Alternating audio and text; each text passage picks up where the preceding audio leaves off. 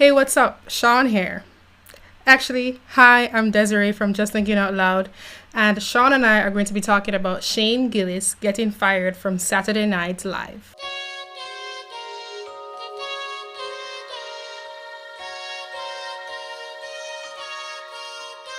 Now I know some of you might be a little bit suspicious that the person who opened this video is in fact not me. What may have tipped you off is that the person who opened this video is female, doesn't look like me, doesn't sound like me, and then said that they were in fact not me. And I just want to say, if you're having those suspicions, then congratulations. You have passed your detective certification exam, and you are an internet sleuth. Your license will be mailed to you within 5,000 to 6,000 business days. But all joking aside, today's video is an extra special video because I am collaborating with the channel Desi-Rae Thinking. Desiree does a show on her channel, or a showgram on her channel called Just Thinking Out Loud. Just Thinking Out Loud is just what it sounds like. I do socio-political commentary on many different topics, as you will find out if you go ahead and take a look. Which can be found on her channel, which will be linked at the end of this video, in the description box of this video, in the little iCard thing right there, in the pinned comment, everywhere possible. This channel will be linked, and I definitely recommend you check it out at the end of this video. In fact, you might have to, because this is a part 1, and part 2 is going to be on that channel. Yeah. Now today we are going to be reviewing the Young Turks video that they did in response to Shane Gillis being fired from SNL. And the reason we're doing this is because out of all the terrible regressive media coverage of this incident, the Young Turks have managed to far exceed the regressive media and somehow become the villains of the story. Last week, we learned that SNL had hired 3 new individuals, and one of them was a comedian by the name of Shane Gillis. But almost immediately after they announced that they hired him, he was let go because a podcast had emerged, an episode from his podcast, where he said some terrible things about the Asian community. Whoa, stop right there, Anna. Shane Gillis was not making fun of the Asian community, whatever that means. He was specifically making jokes about Chinatown. The people who live in Chinatown are typically, not all, but typically, historically, Chinese people. So these jokes were about Chinese people and Chinese Americans, not the Asian community as a whole. Some terrible things about the Asian community. He had said some misogynistic things. I guess I'm gonna find out what terrible things he said. Incredibly fascinating. Okay, no, I guess not. I guess that's not gonna happen. In a widely shared clip from Matt and Shane's secret podcast, Gillis and co-host Matt McClusker are discussing New York's Chinatown when Gillis says, "Let the effing," and then he uses a slur, "live there." He later calls a restaurant being full of effing Chinese in there. And there's no context either. Okay, that's good. I'm not sure he should have been fired. So that's an interesting conversation. We'll talk about that in a second. But I don't see the joke, right? Oh, there's effing Chinese people in there. Mm-hmm. You can't see the joke if you don't hear the prelude to the joke. You know, that was probably the punchline. Yeah, in a different episode, he and his co-host joke about hot Southern boys being raped during the Civil War, comparing it to having gay sex in jail, and describing women who disguise themselves as men to fight in the war, refers to them as flat-chested effing bitches. He also uses a slur commonly used for members of the LGBT community. I mean, it's just, yeah. Why do you feel the need to pander to the right? I know. And why is it that every time producers and showrunners feel the need to pander to the right, there's some sort of racist, misogynistic, anti-gay scandal that comes out of it? Yeah. Okay, so this reminds me of the whole Steven Crowder situation and the Vox apocalypse. Hearing the other jokes about the flat-chested word that I won't say and hot Southern boys makes me just understand from the tiny bit of context that I'm getting that these two podcast hosts have very raunchy humor. They probably weren't singling out Asian communities because they do this with other communities. I need to know more. Please give me more so that I can laugh. Thanks. Now, Desiree is 100% right about there not being the proper context to these remarks. In fact, it's kind of strange that the Young Turks are reading his quotes when there is video of what he said. And I understand you don't want to put swear words in your videos and get visited by the demonetization fairy, but you could still play the video and censor the no-no words and then get a sense of what he was saying. In fact, reading his quotes this way completely changes what Shane was saying. He wasn't randomly saying, let the effing you-know-what live there. This was him taking the position of a weird character, and it is clear from the video that that is not his actual opinion. Don't believe me? Here you go. Damn, Chinatown's fucking nuts. It's crazy, dude. It is full fucking China. Dude, it's Yeah. fucking Chinese down there. I wonder how that started. They just built one fucked up looking building and people were like, all right, no one said anything. Let Let's the fucking chicks live there, huh? Now, as you can tell from the video of the podcast, they weren't randomly talking about Chinatown, and then Shane Gillis just burst in with his KKK hood on and his evil white racism and said the ethnic slur toward Chinese people. They were talking specifically about how a place like Chinatown comes to be.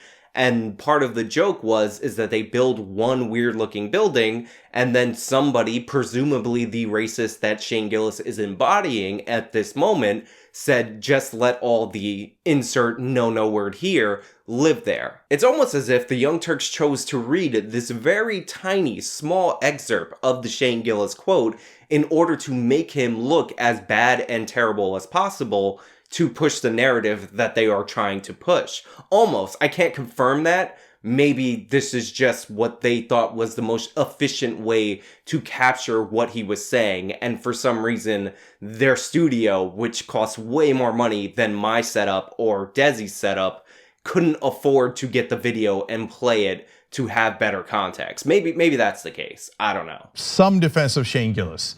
So is it wrong to say those words? Yes.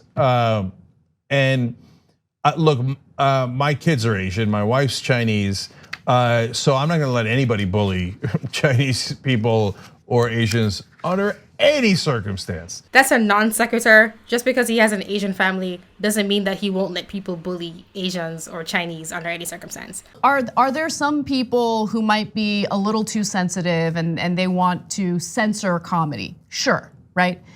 I'm getting real tired of like the nonstop, like I'm a victim from comedians. What comedian is playing the victim? I don't see any comedians playing the victim. I just see them pointing out who the censors are. I see them pointing out who's trying to restrict speech of other people to fit their sensibilities.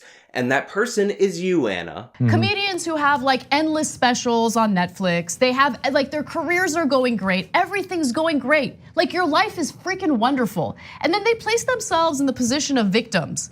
And like, can we just look, I love comedy, right? No, you don't. You do not love comedy. You love your opinion and your view of the world and what you think is funny. That's not a love of comedy. That's a love of yourself. Fact check true. I don't watch comedy, but I don't go around policing people's jokes. And I'm not easily offended by comedy. Anna, you are in fact easily offended. We've seen it dozens of times. I'm just really bored that every comedian is doing the same thing.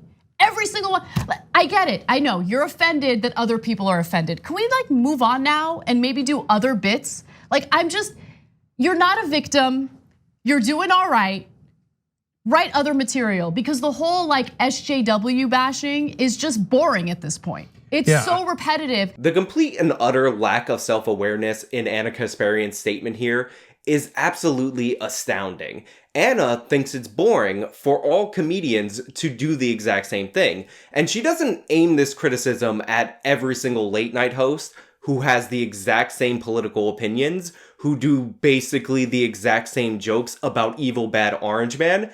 Instead, the people who are all doing the same thing are the comedians, the few comedians who have specials where they make fun of people like Anna Kasparian who get offended by everything. That's what needs to stop. The people making fun of me, those are just people repetitively doing the same thing over and over again. The people who do the same late night show back to back to back across every network every single night of the week, those are people are the innovators. They're going after the people in power, even though they're doing the exact same things.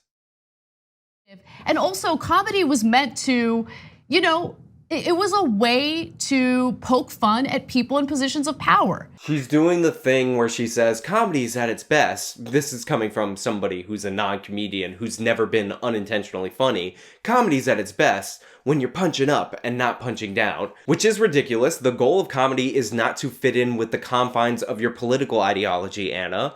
The goal of comedy is to make people laugh.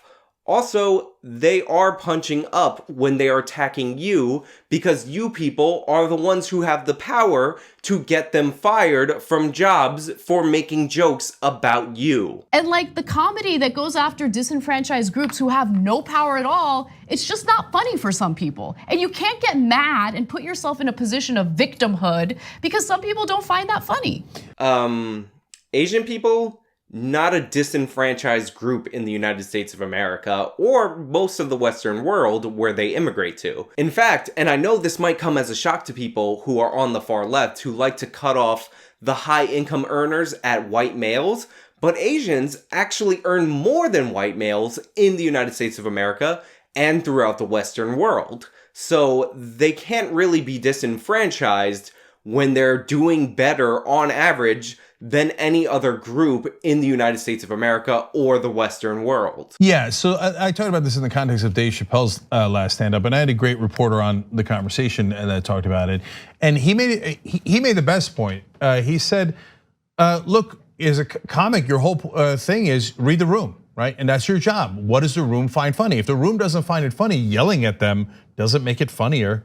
And so Chappelle's last stand-up was terrible. So the reaction that I saw was that lots of people loved it, and that the people in charge, like the people writing the reviews, the critics, thought it was terrible, but not the general population. So I have no idea where he's getting that from. I like how Jank just says, Dave Chappelle special, just terrible. Dave Chappelle really needs to learn to read the room. 99% approval from fans. You are in the minority on this, Jank. I don't get what you don't understand about this. You can bring on your crummy expert. I actually did a video about you bringing on your crummy expert. And you can say Dave Chappelle really needs to read the room because I personally didn't find that special funny. But when 99% of the people are laughing, when 99% of the people did find it funny, I'm gonna say that you, Jank, you need to read the room because Dave Chappelle appears to have done his job. You appear to not know what you're talking about. Chappelle in that special also made Asian jokes that I thought were not remotely funny. And so now Chappelle also has a Chinese wife and half Chinese kids.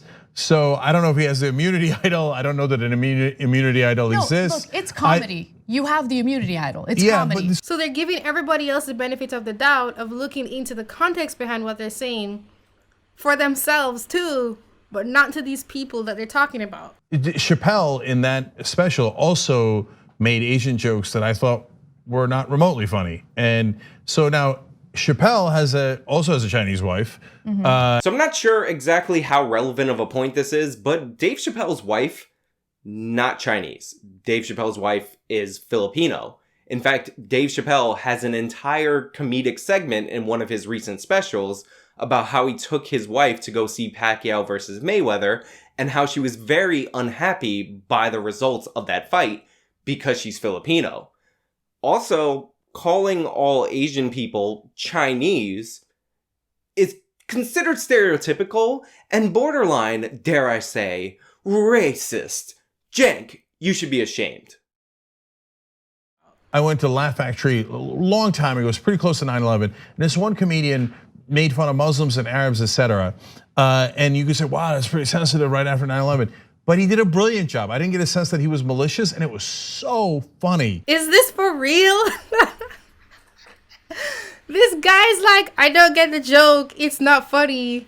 And then turns around and says, you got to give leeway to this other guy that he's a fan of to make a joke. I love this non-point in the middle of this video. Jank's like, Before you start thinking that I'm just a wet blanket, because, you know, this entire segment and every other video my network has put out about the Dave Chappelle comedy special has been us being complete and total wet blankets, let me tell you about this story about this unnamed comedian that I went to go see right after 9/11, and this guy was making jokes that you might have thought were edgy, but he did it in such a way that I saw into his soul that he wasn't malicious, he wasn't being mean, he wasn't being hurtful, and it was so funny. It was top tier comedy gold. And I can tell you that this comedian, who I won't name, who I won't describe, who I won't give you any other information about, other than the fact that I saw him do a special or do some comedy sets at the Laugh Factory sometime around 2001,